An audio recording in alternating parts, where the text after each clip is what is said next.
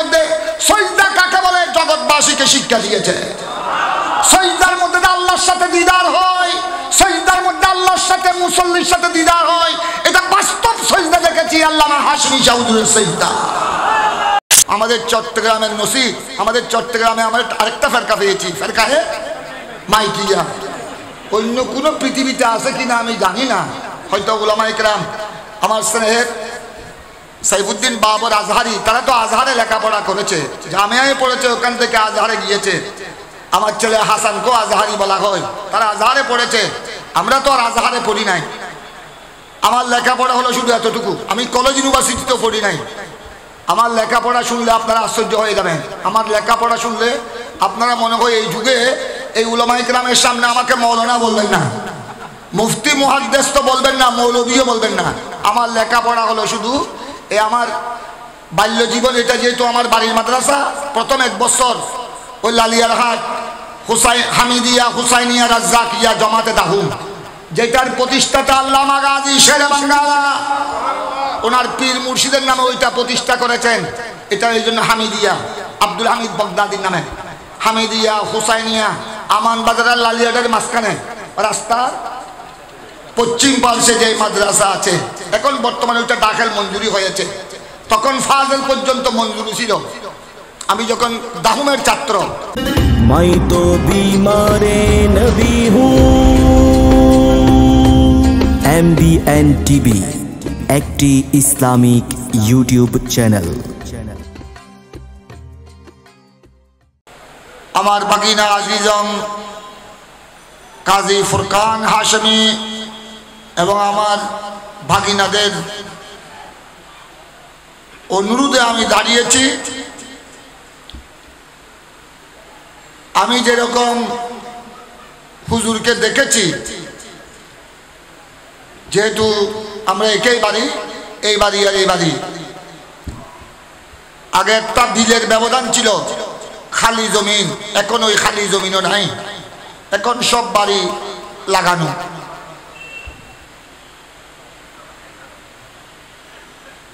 উঠতে বসতে চলাফেরায় খেলাধুলার সময় আমি যেরকম হুজুরকে দেখেছি, আপনারা আমার এলাকাবাসী, আমাদের পাড়া মহল্লাবাসী, প্রতিবেশী, আপনারাও যারা বয়সে আমার সমতুল্য বা আমার চেয়ে যারা বড়, আপনারাও হুজুরকে দেখেছেন, জেনেছেন। হুজুরের আল্লামা হাশমি সাহেব হুজুরের চলাফেরা কি সুন্দর ছিল, চলাফেরা কিরকম ছিল, কথাবার্তা, তর্জ তরিকা, বয়ানের সলিকা, ওনার ইবাদত গুজারি, নামাজ কলমার পাবন্দি, কাইফিয়ত, খুশু হুজু, রফতার গুফতার, কিরদার, আহলে সুন্নাত ওয়াল জামাতের ময়দানে হুজুরের ত্যাগ, কুরবানি, খেদমাতে জলিলা, এটা এখনো বর্তমানে হাজার নয় লাখ লাখ বান্দা সাক্ষী। ওই আমার বাগিনা ফুরকান হাশমি বলেছেন, আমি হুজুরের, আমরা তো হুজুরের ছেলেরা যেরকম, আমাকেও হুজুরে কুলে কাঁধে নিয়েছেন। তো বাস্তবিক কথা হলো, হুজুরের বয়ান শোনার জন্য আল্লামা জাফর আহমদ সিদ্দিকীর জুবান লাগবে, কারণ ওনারা হুজুরের, আমরা হুজুরের শেষ বয়স পেয়েছি, শেষের অর্ধেক বয়স আমরা পেয়েছি, প্রথম অর্ধেক বয়স আমরা পাইনি। হুজুর যে ওয়াজদিয়া আলিয়া মাদ্রাসায় লেখাপড়া করেছেন, সেখান থেকে সরকারি গভর্নমেন্ট আলিয়া ঢাকা আলিয়ায় তিনি লেখাপড়া করেছেন। তারপরে ওয়াজদিয়া আলিয়ায় শিক্ষকতা করেছেন। পরিশেষে আমরা হুজুরকে পেয়েছি জামে আহমদিয়া সুন্নিয়ায় 1980-81 যখন আমরা জামিয়ার কামেল হাদিসের ছাত্র, 80-81-তে আমরা হুজুরকে পেয়েছি। বিশেষ করে 81 ইংরেজি 1981 ইংরেজি আমরা যখন কামেল হাদিস দ্বিতীয় বর্ষের ছাত্র, আমাদেরকে 4 জন আমাদের উস্তাদ জামিয়ায়ে সহিহ বুখারী দরস দিয়েছেন। তার মধ্যে একজন হুজুর আল্লামা হাশিমি সাহেব হুজুর, উনি আমাদেরকে প্রথম দিক থেকে বাবু বদিল ওয়াহি কিতাবুল ঈমান থেকে প্রায় 4 পারা 4.5 পারা হুজুর আমাদেরকে দরস দিয়েছেন সহিহ বুখারীর জামে আহমদিয়া সুন্নিয়ায়। তারপরে তখন প্রধান মুহাদ্দিস ছিলেন আমাদের শফিক উস্তাদ আল্লামা মুহাদ্দিস আব্দুল হামিদ রহমতুল্লাহ আলাইহি। আরেকজন আমাদেরকে 3 নম্বর যিনি সাহেবে কশফ ছিলেন, জুবান দিয়ে যেটা বলতেন সেটা হয়ে যেত, আল্লামা আব্দুল গফুর নোমানি, তৎকালীন ভাইস প্রিন্সিপাল জামিয়াত। আরেকজন আল্লামা আব্দুল আউয়াল ফুরকানি, যিনি আমাদের নঈম ঈসা হুজুরের উস্তাদ, আল্লামা জালালউদ্দিন আল কাদেরের উস্তাদ। এই 4 জন আমাদেরকে সহিহ বুখারী ক্লাস করেছেন, দরস দিয়েছেন। তখন আমাদের নঈম ঈসা হুজুর আমাদেরকে কামিলে শিক্ষা দিয়ে দরস দিয়েছেন সুনানে নাসাই। প্রিন্সিপাল জালালউদ্দিন আল কাদেরী দরস দিয়েছেন সহিহ মুসলিম। অন্যান্য হযরত আসাতিজা ইকরাম অন্যান্য কিতাব আমাদেরকে দরস দিয়েছেন। আমার বাগিনা ফুরকান হাশমি আমাকে বলেছেন হুজুরের হাদিসের দরসের কিছু সামান্য আপনাদেরকে শোনাবার জন্যে। তবে এটা হলো আপনারা যেহেতু হুজুরের ভক্ত অনুরক্ত, এটা উলামায়ে কেরামের একদিকে উলামায়ে কেরামের মজলিস, আর একদিকে আশিকানে রাসূলের মজলিস। আল্লাহ যেন এই মজলিসকে কবুল করেন। আমার মুহতারাম আল ফাদিলুল জলিল আল ফকিহুন নবীল মাওলানা বিল ফদলে ওয়া শরফে আওলানা ফরিদ আহমদ রাজভী সাহেব হুজুরের কিছু আহওয়াল, হুজুরের কিছু কাইফিয়ত, হুজুরের কিছু জীবনের খুসুসিয়ত, বৈশিষ্ট্য, কারামাত আমাদের সামনে তিনি তুলে ধরেছেন। আল্লাহ তাবারক ওয়া তাআলা আমার বন্ধুবর ফরিদ আহমদ রাজভী সাহেব তাকে আল্লাহ যেন জাযায়ে খায়ের দান করেন। হুজুর আমাদেরকে যেহেতু সহিহ বুখারী প্রথম দিকে আমাদেরকে পড়িয়েছেন, বাবু বদুহি থেকে প্রথম 4 পারা 4.5 পারা হুজুর আমাদেরকে পড়িয়েছেন। প্রায় বেশিরভাগ আমি আর আমার বন্ধুবর মুফতি আব্দুল ওয়াজেদ সাহেব, মুফতি আব্দুল ওয়াজেদও আমার বাগিনা ফুরকান হাফেজ কাজী মঈনুদ্দিন হাশমি, বাহাউদ্দিন হাশমি, শরফুদ্দিন হাশমি, নাঈমুদ্দিন হাশমি, মৌলানা আবুল ইরফান হাশমি হুজুরের ঔলাদগণের তিনিও মামা। আমি যেরকম মামা, আমি হলাম তাদের চাচি, তাদের চাচিমার ভাই, তাদের ছোট চাচি যিনি আমার বাগিনা মৌলানা সাদিকুর রহমান হাশমির আম্মা। এখন তিনগরের মধ্যে তাদের মা জানার মধ্যে আছে না একজন, তাদের ছোট মা। উনি যেহেতু আমার বড় বোন, তো আমি তাদের চাচিমার ভাই হিসেবে এদিক দিয়ে আমি তিনও পরিবারের তিনও হুজুরের ছেলেদের মামা।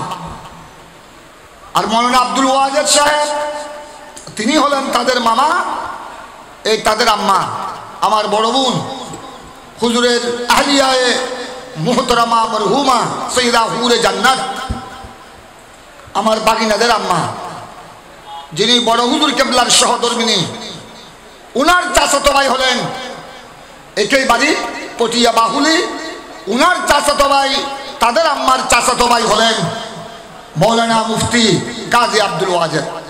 এই হিসেবে আমি যেরকম তাদের মামা, তাদের চাচিমার ভাই হিসেবে মৌলানা আব্দুল ওয়াজেদ সাহেবও তাদের মামা, তাদের আম্মা জানের চাচাতো ভাই ছোট ভাই হিসেবে। এই জন্য আমরা 2 জন বেশি আসতাম, হুজুরকে আমরা গাড়ি করে নিয়ে যেতাম। তখন এত বেশি কার মাইক্রোর প্রচলন ছিল না, অল্প স্বল্প ছিল। আমরা হুজুরকে এসে সপ্তাহে 3 দিন 4 দিন যেতেন হুজুরকে। আমরা এসে অনেক সময় একটু হুজুর আরাম করছিলেন, ওখান থেকে জাগ্রত করে একটা ট্যাক্সি, তখন 2 স্ট্রোক ছিল, 4 স্ট্রোক ছিল না, এই নর্মাল ট্যাক্সি দিয়ে আমরা হুজুরকে জামিয়ায় নিয়ে যেতাম। হুজুর আমাদেরকে প্রথম সহিহ বুখারীর প্রথম অধ্যায়, প্রথম বাবু বদিল ওহী,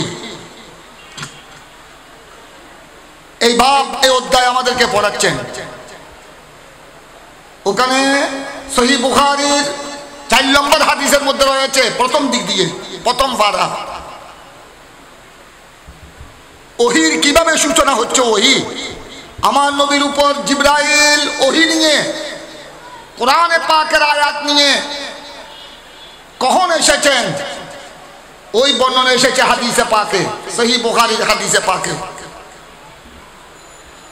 আমার প্যারা নবী ওখানে হাদিসের একটা ইবারত আছে, হাদিসের একটা মতন,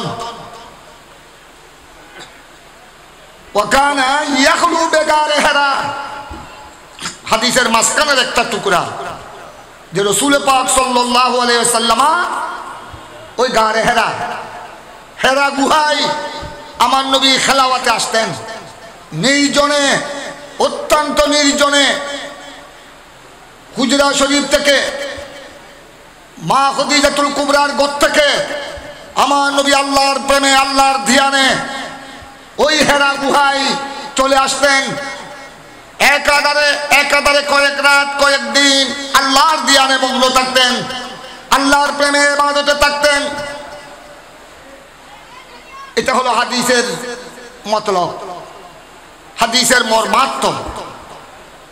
এখন এখানে একটা প্রশ্ন এসেছে যে মক্কার জমিনে তো অনেক বড় বড় পাহাড় আছে, খানায়ে কাবা মক্কা শরীফের চতুর্পার্শ্বে, বাইতুল্লাহর চতুর্পার্শ্বে শুধু হেরা পর্বত নয়, হেরা পর্বত ছাড়াও তো অনেক বড় বড় পাথরের পাহাড় আছে।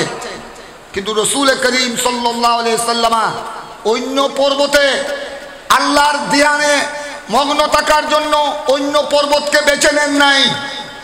হেরা গুহা, যেটার বর্তমান নাম জবলে নূর, জবলে নূরে কেন আমার নবী আসলেন, ওখানে কেন আল্লাহর ধ্যানে মগ্ন থাকতেন, এবং ওখানেই জিবরাইল আলাইহিস সালাম আল্লাহর পক্ষ থেকে কোরআনে পাকের প্রথম ওহী নিয়ে, সূরাতুল আলাকের প্রথম 5 আয়াত নিয়ে, ইকরা বিইসমি রাব্বিকাল্লাযী খালাক,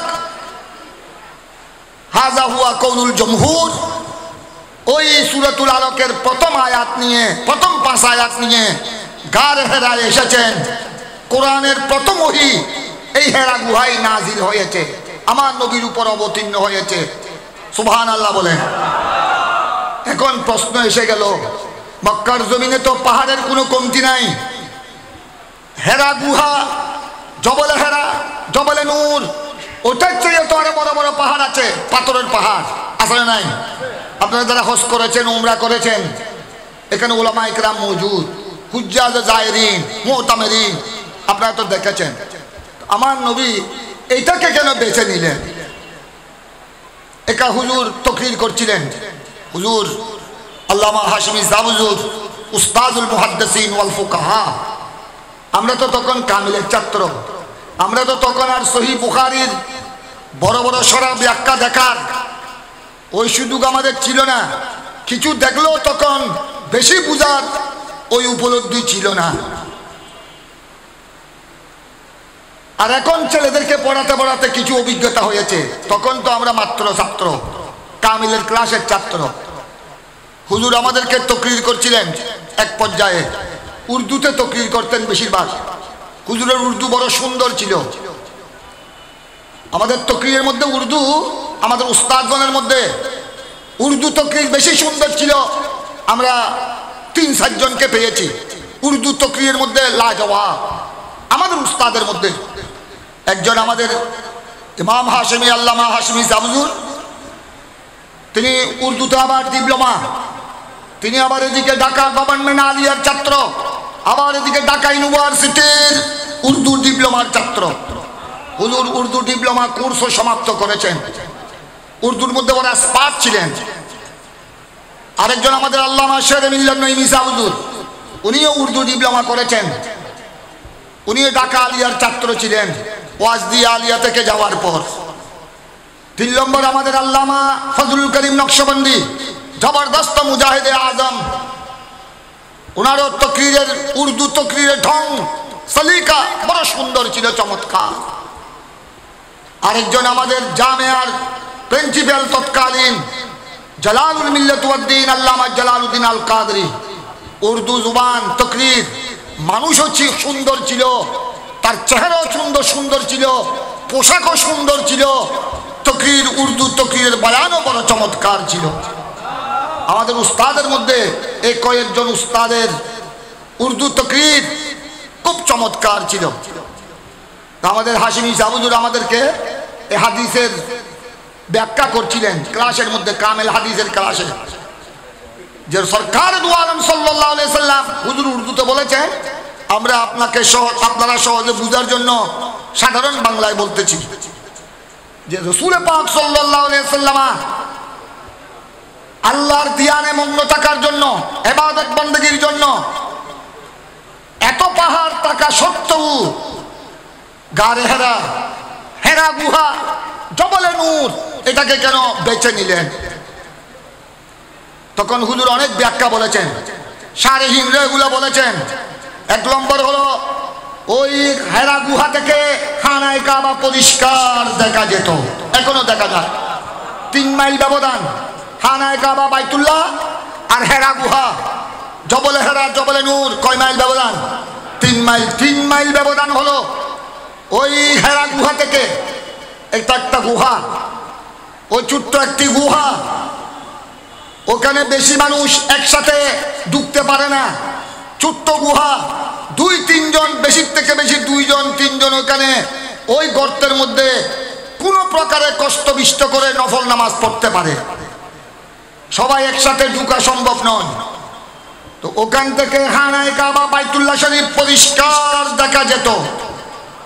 এদিকে আমার নবী ওই হেরা গুহায় আল্লাহর ইবাদতে মগ্ন থাকতেন, আর এদিকে আল্লাহর ঘরকে চক্ষু দিয়ে আল্লাহর ঘর দেখতেন, আর কলবে আল্লাহকে স্মরণ করতেন। 2 নম্বর হলো সেখানে আমার নবীর পূর্বপুরুষ, আমার নবীর দাদা খাজা আব্দুল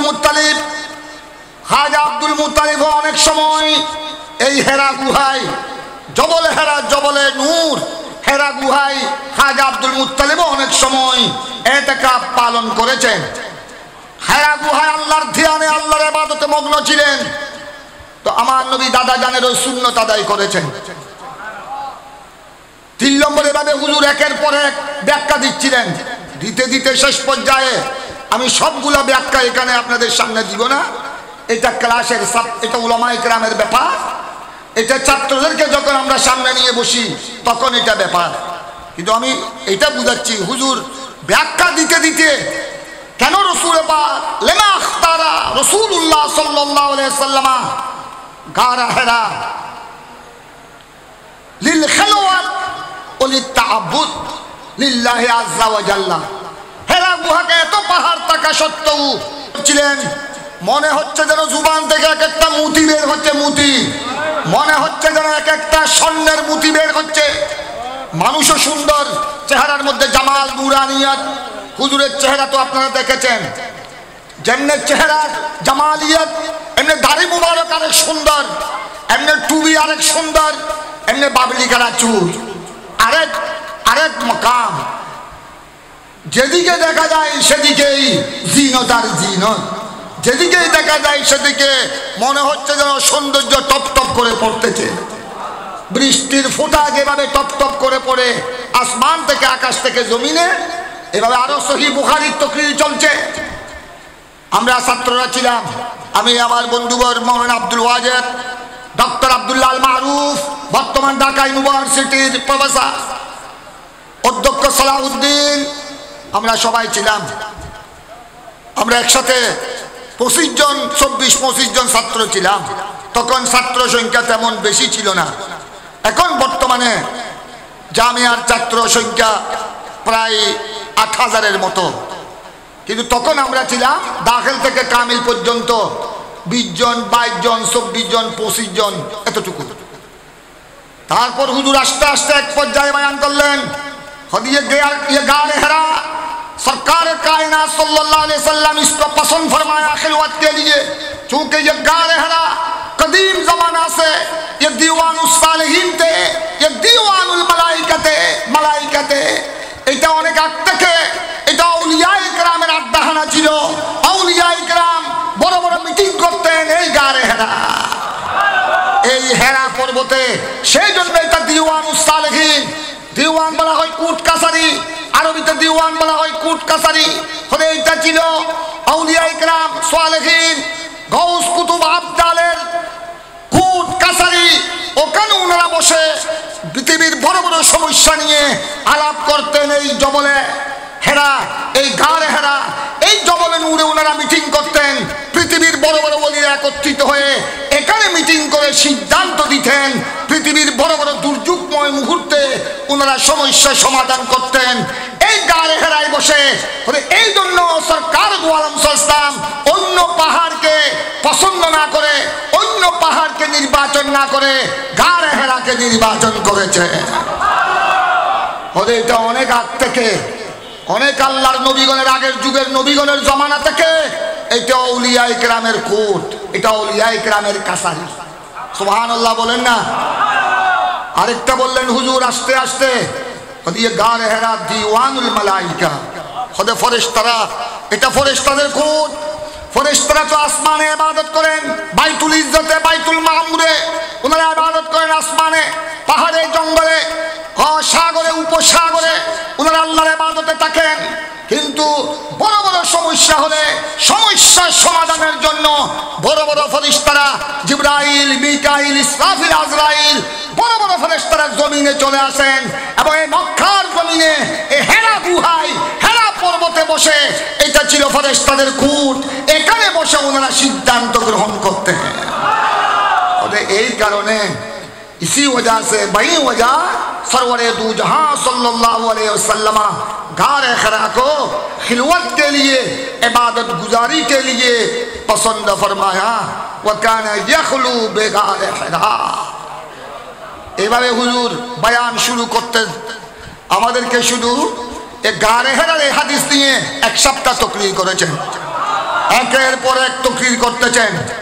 আমরা শুনতেছি। আমরা তখন চিন্তা করতাম সবাই মিলে, কারণ আমার ক্লাসে তো শুধু আমি নয়, মৌলানা আব্দুল ওয়াজেদ, ডক্টর আব্দুল্লাহ মারুফ, আমরা সবাই একসাথে ছিলাম। আমরা চিন্তা করতাম হুজুর তো মাঝখানে অনেকদিন ব্রেক অফ স্টাডি, হুজুরের ব্রেক ছিল। ওই ওয়াজ দিয়ে আলিয়ায় দরস দিয়েছেন সহিহ বুখারী প্রায় 20-25 বছর আগে। আল্লামা শেরবিল্লাহ নঈমী সাহেব হুজুর, জাফর আহমদ সিদ্দিকী, সৈয়দ নুরুল মুনাওয়ার, প্রিন্সিপাল আজিজুল হক আল কাদরি, কত বড় বড় রত্ন যারা ছিল বাংলাদেশের চট্টগ্রামের রত্ন, আলেম কুল শিরোমণি, এরা ছিলেন হুজুরের ছাত্র। আমরা চিন্তা করতাম, আমরা হুজুরের তকরিরের মধ্যে বিভোর হয়ে পড়তাম যে खुदा जाने अभी ब्रेक के बाद यही मामला, खुदा जाने उस वक्त का मामला क्या था।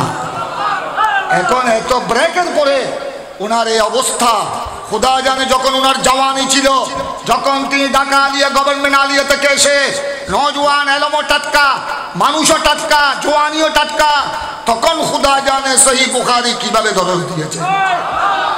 তারপর আস্তে আস্তে আরেকদিন হাদিসে জিবরাইল, এখানে উলামায়ে কেরাম আছেন, আমি লম্বা ইবারতের দিকে যাচ্ছি না। ওই ওহির আয়াত, ওহির হাদিস যেরকম শুধু মাঝখান থেকে একটা পড়লাম, ওখানে ইয়াখলু বেগারে হেরা, ঠিক হাদিসে জিবরাইল লম্বা হাদিস।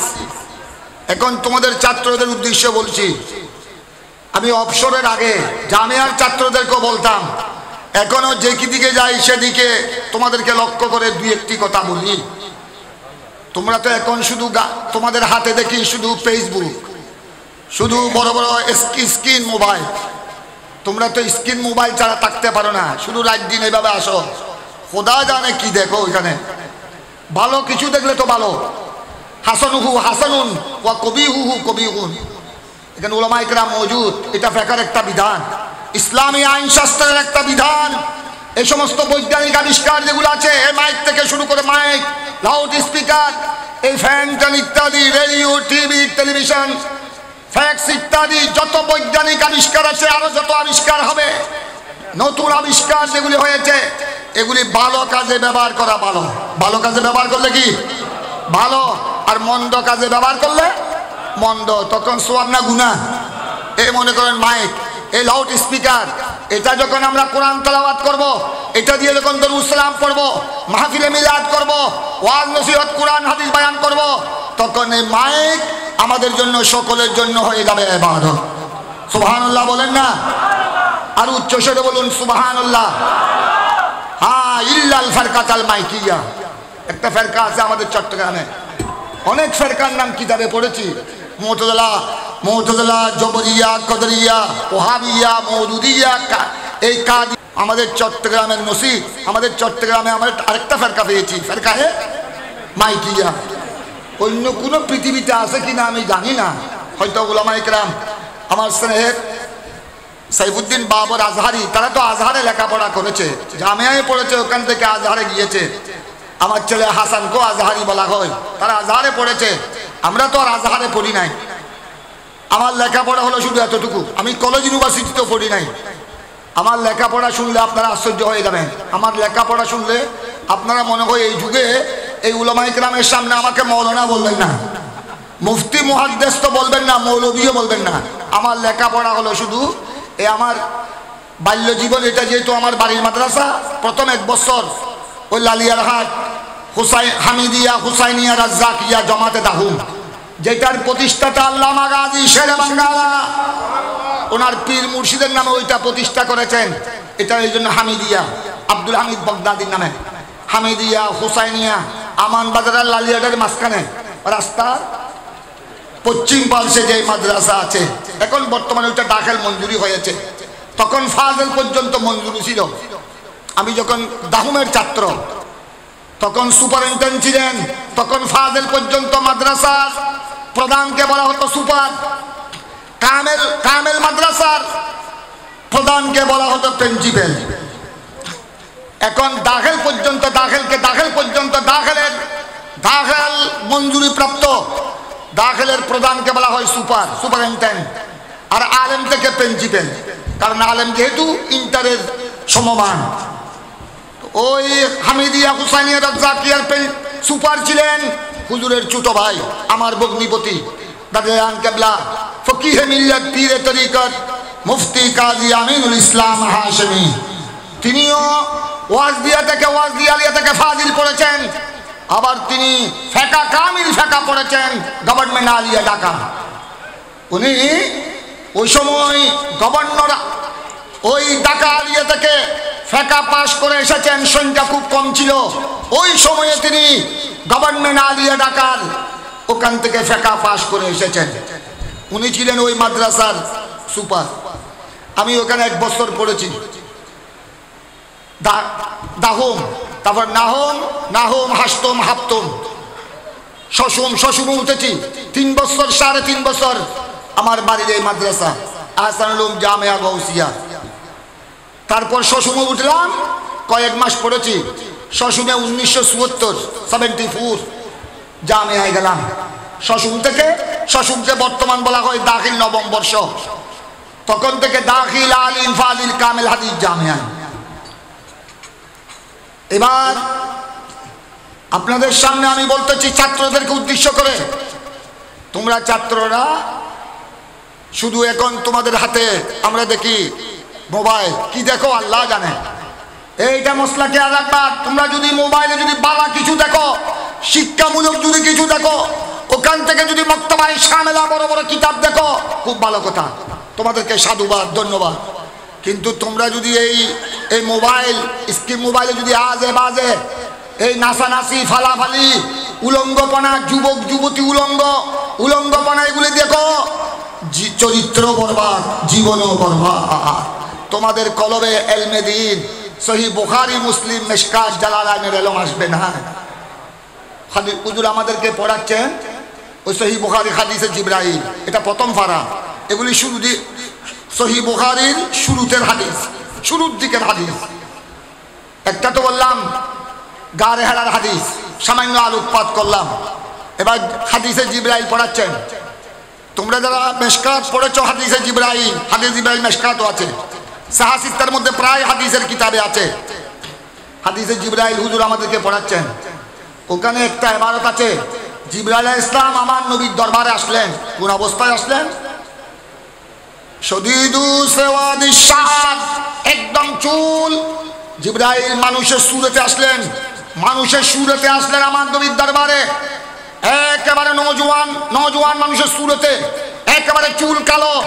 কালো মানে শুধু আপনারা যারা জোয়ান যুবক আছেন আপনাদের চুলের মতো কালো নয়, শদীদু সাওয়াদিস শাআর, একদম চুল। 15-20 বছর নওজোয়ানের, 15-20 বছর যুবকের চুল, যুবক যুবতীদের চুল যেভাবে একদম গাঢ় কালো, কালো চুল নিয়ে, একেবারে পরিষ্কার গাঢ় কালো চুল নিয়ে জিবরাইল আমার নবীর দরবারে আসলেন। সুবহানাল্লাহ বলেন না? চুল দিয়ে একদম শেষ পর্যায়ের কালো। আর লেবাস নিয়ে আসলেন জিবরাইল, মানুষের সুরতে লেবাস নিয়ে আসলেন, একেবারে শদীদু বায়াদিস সাওব, শদীদু বায়াদিস সিয়াব, একেবারে সাদা সাদা কাপড়, সাদা জামর, সাদাদের শেষ দরজার সাদা। সুবহানাল্লাহ বলেন না? যেখানে রাবিগণ বলেছেন যে লাম ইউরা আলা আসরুস সফর, ওখানে মুসাফির আসলে তো দুলবালু, কাপড়ে দুলবালু, শরীরে দুলবালু, এগুলা কিচ্ছু ছিল না। এমন একজন ব্যক্তি আসলেন, উমর ফারুক আজম আর অন্যরা বলছেন আমার পেয়ারা নবীর দরবারে কত মানুষ আসে, আমরা কাউকে চিনি কাউকে চিনি না, কিন্তু উনি যিনি আসলেন ওনাকে আমরা কিচ্ছু চিনতে পারলাম না। যেই লেবাস নিয়ে আসলেন, যত সুন্দর লেবাস, একদম দগদগে সাদা, আর চুলো একদম কি নওজোয়ান, বড় সুন্দর চমৎকার গাঢ় কালো চুল নিয়ে। কিন্তু ওনাকে মুসাফিরের মতো মনে হচ্ছে না, সফরের কোনো চিহ্ন ওনার কাছে নাই।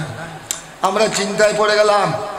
এই বেটা এসে আমার নবীকে প্রশ্ন করতেছেন মাল ইসলাম, মাল ইমান, মাল এহসান, ইসলাম কাকে বলে, ইমান কাকে বলে, এহসান কাকে বলে। আমার নবী আবার জবাবও দিচ্ছেন। ওনার প্রশ্ন একের পর এক প্রশ্ন করছেন। আমার নবীর মধ্যে কোনো বিরক্তি নাই। সাহাবায়ে কেরাম উপস্থিত। উমর ফারুক আজম তো একটু জালালি মেজাজ, একটু গরম মেজাজ। উমর ফারুক আজম বলছেন আমার কথা একদম গায়ের মধ্যে রাগ এসে যাচ্ছে, এটা কি ব্যাপার, ওনাকে চিনতেছি না, কোনখান থেকে আসলেন, মুসাফিরের মতো লাগছে না। আর এরকম আমার নবীর দরবারে কত মানুষ আসা দোয়া করেন, ওনাকে আর কোনোদিন দেখি নাই। আবার আমার নবীর দরবারে বারবার প্রশ্ন করছেন, আমার নবীর মধ্যে কোনো বিরক্তিবোধ নাই। ওনার সমস্ত প্রশ্নের কি দিচ্ছেন? জবাবও দিচ্ছেন। আবার পরে জিজ্ঞাসা করছে কিয়ামত কখন হবে, মাতা সাআ। দেখুন বা গোসা নৌরি তুড়ি দেব, আর কে নৌরিলে ফারুক আজম তুড়ি দেব। এটা কিন্তু ফুসলি দেই মাল ইসলাম, ইসলাম কাকে বলে, মাল ইমান, ইমান কাকে বলে আমার নবী উত্তর দিচ্ছেন। মাল এহসান, এহসান কাকে বলে। শেষ পর্যায়ে আসার প্রশ্ন করতেছেন মাতা সাআ, ইয়া রাসূলুল্লাহ কিয়ামত কখন হবে। দেখুন কিয়ামত হতে দিয়ে প্রশ্ন করেন। ওদের আত্ম গুসায়, কিন্তু রসুল পাক সাল্লাল্লাহু আলাইহি ওয়াসাল্লামের সামনে কিছু বলতে পারছি না। উনি প্রশ্ন করলেন, আমার নবী উত্তর দিলেন, উনি চলে গেলেন। আমাদের মধ্যে তো ভিতরে জল্পনা কল্পনা শুরু হয়েছে। আমার নবী জানেন। আমার নবী জিজ্ঞাসা করলেন যিনি প্রশ্নকারীকে ওই আগন্তুক ব্যক্তিকে চিনেছেন? ইয়া রাসূলুল্লাহ আমরা চিনি না, আল্লাহু ওয়া রাসূলুহু আলাম, আল্লাহ রসুল ভালো জানেন। উনি জিবরাইল, উনি সৈয়দুনা জিবরাইল, মানুষের সুরে নিয়ে এসেছেন। উনি মানুষ নয়, উনি জিবরাইল এসেছেন এগুলি তোমাদেরকে শিক্ষা দেওয়ার জন্য। কারণ নতুন নতুন ইসলাম গ্রহণ করছে, নতুন সাহাবায়ে কেরাম কলমা পড়ে মুসলমান হচ্ছেন। অনেকে ইসলামের রহস্য জানে না, ইমানের রহস্য জানে না, কিয়ামত কখন হবে এগুলা কিচ্ছু জানে না। উনি এগুলা প্রশ্ন করেছেন যেন উপস্থিত সবাই যেন অবগত হয়। এবার হুজুর তকরির, এবার হাদিসের তরজুমা তো শেষ হলো। এবার হুজুর আল্লামা इमाम हाशिमी साहब हुजूर एबार हदीसर व्याख्या शुरू कर ले। जिब्राइल तो आया, इसी कैफियत के साथ क्यों आया? लिमा जा बिहादिहिल कैफियत, লিমাজা ইনদা রাসূলিল্লাহ সাল্লাল্লাহু আলাইহি সাল্লাম বিহাযিহিল হাইয়া। জিবরাইল এসেছেন মানুষের সুরতে, অন্য সুরত নিয়ে তো আসতে পারতেন। বুড়া সুরত, বুড়া মুরব্বী দেখলে মানুষের অন্তরে কি আছে? একটা দয়া আসে, ঠিক না? বুড়া সুরত নিয়ে তো আসতে পারতেন। জিবরাইল কি জওয়ানের সুরত নিতে পারে? বুড়া সুরত নিতে পারে না? পারে কি পারে না? কিন্তু এই সুরত নিয়ে কেন আসলেন? একদম একদম পরিপূর্ণ নওজোয়ান, চুল একটা চুলও পাকা নয়, কালো কালো, গভীর কালো। কেন আসলেন? এবার তোমরা ছাত্ররা কে রাখো। তখন হুজুর তার তৌজি একের পর এক বিশ্লেষণ দিচ্ছেন। দিতে দিতে তিনি বললেন, ওই কথা রয়ে গেল। হুজুরদের গায়ে হেরার যে কথা বললেন, অনেক অনেক কথা তো বলেছেন, অনেক কারণ বলেছেন। লাস্টে এসে বললেন যে গায়ে হেরা এ দিওয়ানুস সালিহিন ওয়াল আউলিয়া। তারপর বললেন এ দিওয়ানে মালাইকা। আমি পরবর্তী পর্যায়ে সহিহ বুখারীর শরহ, পৃথিবীর সর্বশ্রেষ্ঠ ব্যাখ্যা গ্রন্থ ফাতুল বারী শরহে সহিহ বুখারী শেখ ইবনে হাজার আসকালানী, ওই হাদিসের ব্যাখ্যা দেখলাম। তিনি অনেক কারণ উল্লেখ করেছেন। উমদাতুল কারী শরহে সহিহ বুখারী শেখ আল ইমাম বদরুদ্দিন আল আইনি আল হানফি, ওইটাও দেখলাম। আরো কয়েকটা দেখলাম। অন্যান্য কারণগুলো লিখেছেন, কিন্তু দিওয়ানুস সালিহিন, দিওয়ানুল মালাইকা, এখানে উলামায়ে কেরাম মওজুদ, সেজন্য বলছি। বড় বড় শরুহাতের মধ্যে আমি এই দুইটি কারণ দেখলাম না। আমি চিন্তায় পড়ে গেলাম। পরে যখন আমি এই হাদিস ব্যাখ্যা করছি ছাত্রদেরকে পড়াবার জন্য, যে হুজুর তো আমাদেরকে, হাশমি সাহেব হুজুর আমাদেরকে দুইটা তৌজি বলেছেন, আরগুলো তো আমি কিতাবে পেলাম, কিন্তু দিওয়ানুস সালিহিন, দিওয়ানুল মালাইকা, এটা আল্লামা ইবনে হাজার আসকালানির মতো শারে সহিহ বুখারী, বদরুদ্দিন আইনির মতো এত বড় হাদিসের ইমাম, ওনারা উল্লেখ করেন নাই। নিশ্চয়ই হুজুর কোনো কিতাবে পেয়েছেন। কিতাবে না পেলে হুজুর আন্দাজি কোনো কথা বলবেন না। ঠিক আমি তালাশ করতে করতে অনেক পরবর্তী পর্যায়ে এসে দেখলাম হুজুরের ওই ব্যাখ্যা আমি দেখলাম বড় বড় শরুহাতের কিতাবে দেখলাম না। এসে দেখলাম আল্লামা শরীফুল হক আমজাদি, আল্লাহ ওনার দরজাতকে বুলন্দ করুন, পাক ভারত উপমহাদেশের শ্রেষ্ঠ মুহাদ্দিস, বড় জবরদস্ত ফকিহ, ভারত হিন্দুস্তানের জামে আশরাফিয়ার বড় শাইখুল ফিকহ ছিলেন। আল্লামা শরীফুল হক আমজাদির নুজহাতুল কারী শরহে সহিহুল বুখারীর মধ্যে দেখলাম আল্লামা মুফতি শরীফুল হক আমজাদি তিনি ওই হাদিসের ওয়াকানা ইয়াখলু বিগারে হেরা, ওইটার ব্যাখ্যা করতে গিয়ে তিনি অনেক কারণের মধ্যে দুটি কারণ উল্লেখ করেছেন। যে রাসূল পাক সাল্লাল্লাহু আলাইহি সাল্লাম হেরা গুহায়, এই হেরা পর্বতে জবল নূরকে কেন বেছে নিলেন, এটা আল্লামা শরীফুল হক আমজাদি ওই নুজহাতুল কারী শরহে সহিহুল বুখারীর মধ্যে উল্লেখ করেছেন যে এটা অনেক আগ থেকে এটা ফেরেশতাদের কাছারি ছিল, কুট ছিল, এবং আউলিয়ায়ে কেরামের কুট কাছারি ছিল। এই জন্য আমার নবী এই গারে হেরাকে পছন্দ করেছেন। আমি তখন আমার মাথায় আসলো আল্লামা হুজুর আমার দাদাজান কেবলা আল্লামা হাশমি, ওনার নজর তো শুধু ফতুল বারী, উমদাতুল কারী, ইরশাদুস সারিকে নয়, উনার নজর দেখলাম আমি নুজহাতুল কারী পর্যন্ত। উনার নজর থেকে সহিহ বুখারীর যত সরা, যত ব্যাখ্যা গ্রন্থ রয়েছে, প্রত্যেক ব্যাখ্যা গ্রন্থের মধ্যে উনার নজর রয়েছে। তারপর আসলো হাদিসে জিবরাইল। হুজুর এবার বললেন লিমা জা জিবরাইল আনদা রাসূলিল্লাহ সাল্লাল্লাহু আলাইহি ওয়াসাল্লাম বিহাযিহি সূরা ওয়া বিহাযিহিল কাইফিয়া ওয়া বিহাযিহিল হাইয়াত। এই অবস্থায় কেন জিবরাইল আসতেন? বুড়া মুরব্বী সুরত নিয়ে তো আসতে পারতেন না। এইভাবে কেন লাঠি সোটা নিয়ে তো আসতে পারতেন? লাঠি সোটা আমরা তো অনেকে মাহফিলে যাওয়ার সময় লাঠি সোটা নিই, লাঠি কাটি নিই, এটা সুন্নাত, একটা হাইবতের জন্য। হাইবত মুসা আলাইহিস সালাম ও লাঠি ব্যবহার করেছেন, ওই লাঠির কথা কোরআনে পাক হয়েছে, ওমা তিলকা বিয়ামিনাকা ইয়া মুসা।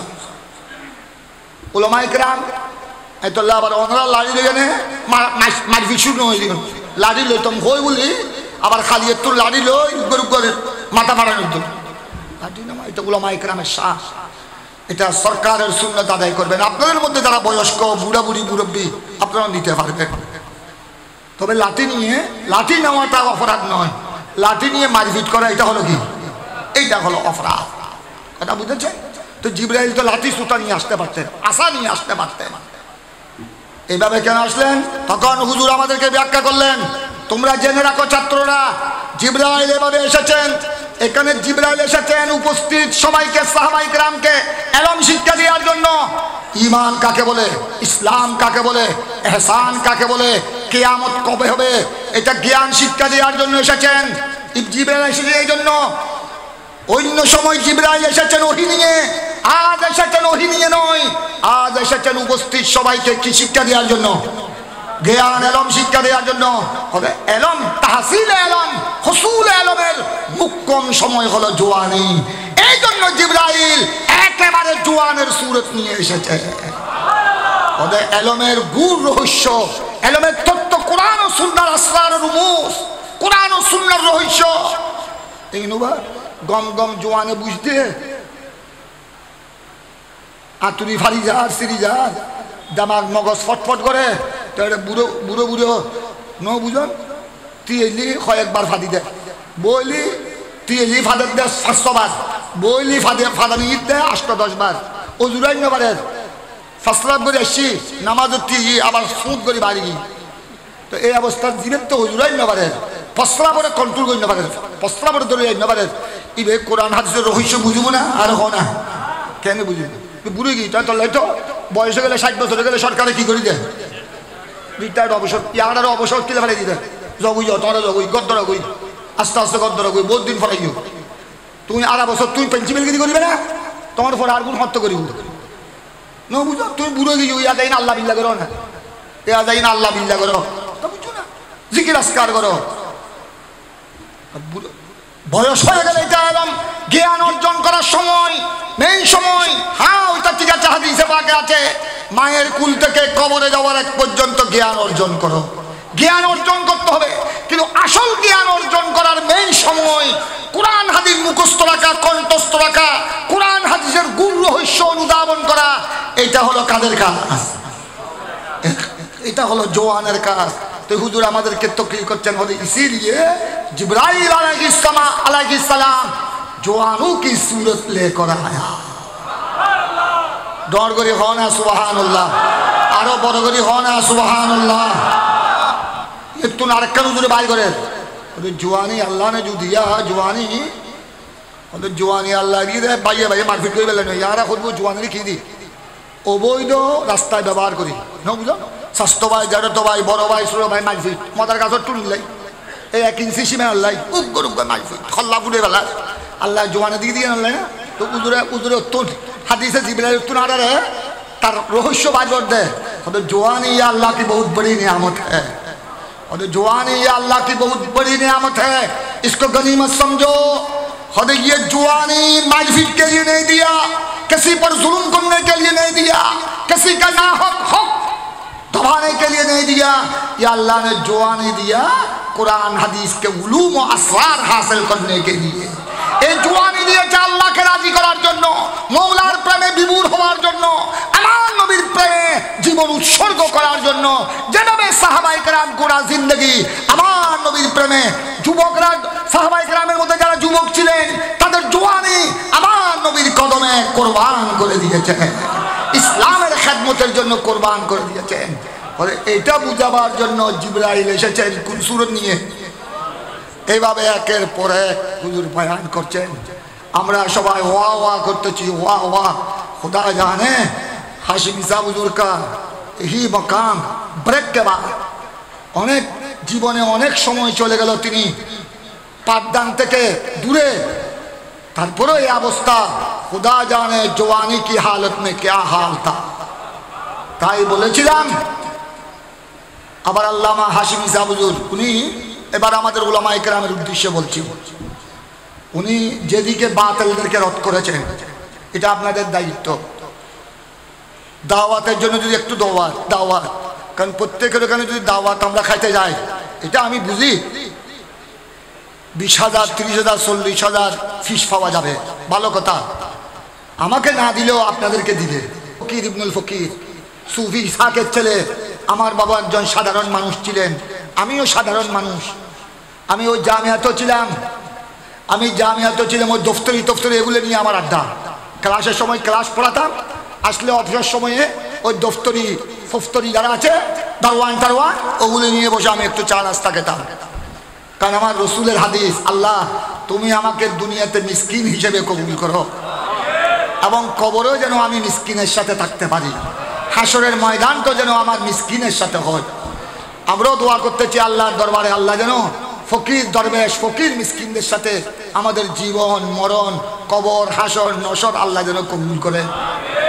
আরেকটা হাদিস আছে, ফকির মিসকিনরা জওয়ান যারা বড় বড় দৌলতমন কোটিপতি লাখপতি শিল্পপতি এদের 500 বছর আগে বেহেশতে চলে যাবে। কারণ এদের জন্য তো এদের কারখানা নাই, ব্যাংক ব্যালেন্সও নাই, এদের কবরের জমা কিয়ামতের ময়দানে তাদের প্রশ্ন বেশি নাই, তাদের কোনো ঘরবাড়ি সম্পর্কে শিল্প কারখানা টাকা পয়সা ব্যাংক ব্যালেন্স সম্পর্কে কোনো প্রশ্নের উত্তর দিতে হবে না। এরা 500 বছর মানে দুনিয়ার 500 বছর নয়, আখিরাতের 500 বছর আগে আমার নবীর হাদিস ফকির মিসকিন কাঙ্গালরা বেহেশতে চলে যাবেন। আর ওই সময় শিল্পপতি ওই কোটিপতি এরা আপন আপন মাল দৌলতের হিসাব দিতে দিতে গ্রামের সাগরে বিভোর হয়ে যাবে। তবে আপনাদেরকে যারা যেসব শিল্পপতি আপনারা যারা হালাল ভাবে পয়সা রোজগার করছেন, মিল ফ্যাক্টরি বিল্ডিং ইমারত করতেছেন হালাল ভাবে, আবার ওই টাকা দিয়ে দ্বীনের খেদমত করছেন, আহলে সুন্নাত ওয়াল জামাতের খেদমত করছেন, মসজিদ মাদ্রাসা এতিমখানার খেদমত করছেন, আপনাদেরকে মোবারকবাদ। কারণ ওই দৌলতমান ওইটার প্রশংসা আমার নবী হাদিসে পাকে করেছেন। কিয়ামত পর্যন্ত এলম দ্বীন ইসলাম জিন্দা থাকবে, একটা হলো হক্কানি আলেমের এলমের মাধ্যমে, আরেকটা থাকবে আপনাদের মালের মাধ্যমে।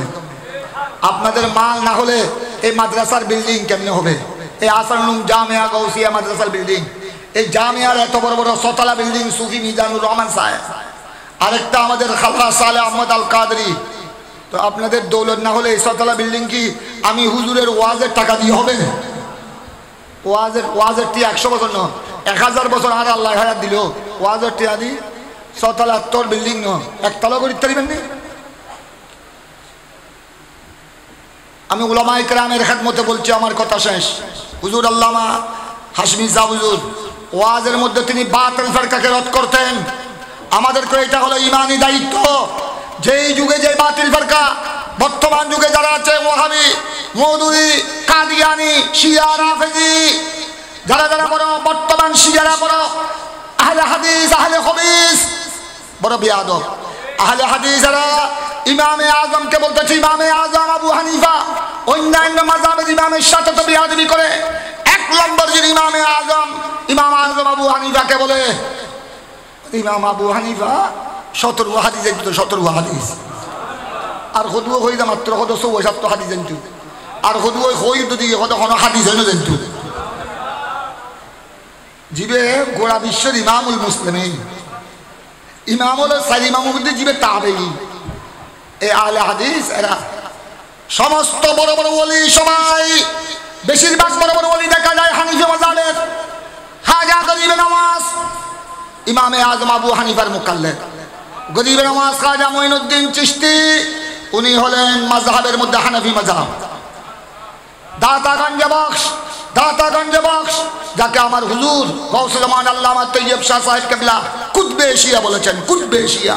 और ये दाता पूरे एशिया का कुतुब है। हजरत दातागंज बख्श फैज़ आलम लाहुरी उनी हानफी, আমাদের চট্টগ্রামের কুতুবুল আকতাব শাহে আমানত হানফি, গৌসুল আজম মাইজভান্ডারী হানফি, বাবা গোলামুর রহমান হানফি। উচ্চস্বরে বলুন না সুবহানাল্লাহ। আমাদের দাদা উস্তাদ, হুজুরের উস্তাদ, হুজুরের বড় উঁচু মাকামের উস্তাদ হযরতে রঈসুল মুহাদ্দিসিন ওয়াল ফুকাহা ফি জামানি ওয়া আসরি আল্লামা সৈয়দ আমিমুল হাসান মুজাদ্দিদি আলাইহি রহমা হানফি। বড় বড় উলামায়ে কেরাম চট্টগ্রামের 12 আউলিয়া সহ আল্লামা মুহাদ্দিস ফুরকান, আল্লামা মুহাদ্দিস আমিন, আল্লামা ফজলুল করিম নকশবন্দি, আল্লামা ইমাম আহলে সুন্নাত আল্লামা গাজী শের মাকান আল কাদরি, আল্লামা ইমাম আহলে সুন্নাত আল্লামা হাশমি। এইভাবে বেশিরভাগ আউলিয়ায়ে কামিলিন আমাদের ইমামে আজম আবু হানিফার অনুসারী। সুবহানাল্লাহ বলেন না, কি বুঝা গেল? আর আমাদের গৌসুল আজম পীর হানিফি দস্তগীর হাম্বলি মাযহাবের অনুসরণ না করলে ওলি হওয়া যায় না, এমনকি ঈমান নিয়ে কবরে যাওয়া বড় কঠিন। আর ওই মাযহাবের ইমামের মধ্যে যিনি বড় ইমাম, ইমামে আযম আবু হানিফা শানে বিয়াদবি করতেছে বর্তমান কারা? দরগরি হনা হারা ভাই, এরা হলো আহলে হাদিস, এদের থেকে দূরে থাকবে, দূরে থাকবে। আর বর্তমান জামানা শিয়া, এই শিয়ারা এতদিন তো আমিরে মুয়াবিয়া শানে বিয়াদবি করতো, যে আমিরে মুয়াবিয়া গুমরা, আমিরে মুয়াবিয়া জাহান্নামী, নাউজুবিল্লাহ, আমিরে মুয়াবিয়া বেঈমান, নাউজুবিল্লাহ। এখন এই শিয়ারা বেদিরা, এই শিয়ারা এখন সিদ্দিক আকবর, ফারুক আযম, উসমান গনিকে মুনাফিক ডাকতেছে, যে আবু বকর হলো বড় মুনাফিক, ওমর ফারুক বড় মুনাফিক। এবার বললেন উনাদেরকে মুনাফিক বললে ইসলাম আর থাকবে? তাই এই শিয়ারা বেদির থেকে দূরে থাকবেন, দূরে থাকবেন, ঈমানকে রক্ষা করবেন। হুজুর আল্লামা হাশমি সাহেব হুজুর ওয়াজের মধ্যে উনি অর্ধেক ওয়াজ করতেন আকীদা নিয়ে, বাতিল ফিরকা থেকে দূরে থাকার জন্য বলতেন, অর্ধেক ওয়াজ করতেন আমল নিয়ে। এদের থেকে দূরে থাকতে হবে, নতুবা ঈমান রক্ষা করা। তারপরে আমরা যদি টাকার জন্য, বড় বড় ফিস পাওয়ার জন্য এমন এমন দরবারে যদি চলে যায়, যারা আমিরে মুয়াবিয়া সহ সিদ্দিক আকবর, ওইসব দরবারে না জেনে একবার গেলাম, জানার পর তওবা করতে হবে, দেখতে হবে ওই দরবার কি শিয়া মার্কা না সুন্নি মার্কা। আশিক রাসূল দরবার, ওটা আমাদের মাথার তাজ। আশিক রাসূল যারা বাতিলের সাথে কোনো সম্পর্ক, বাতিলের সাথে কোনো সম্পর্ক নাই, এই সমস্ত সুন্নি দরবার আমাদের মাথার তাজ। আউলিয়া ইকরামের কদমের দুলি আমাদের মাথার পাগড়ি, চুগের চশমা, সুগের সুরমা, এগুলো আমাদেরকে খেয়াল রাখতে হবে।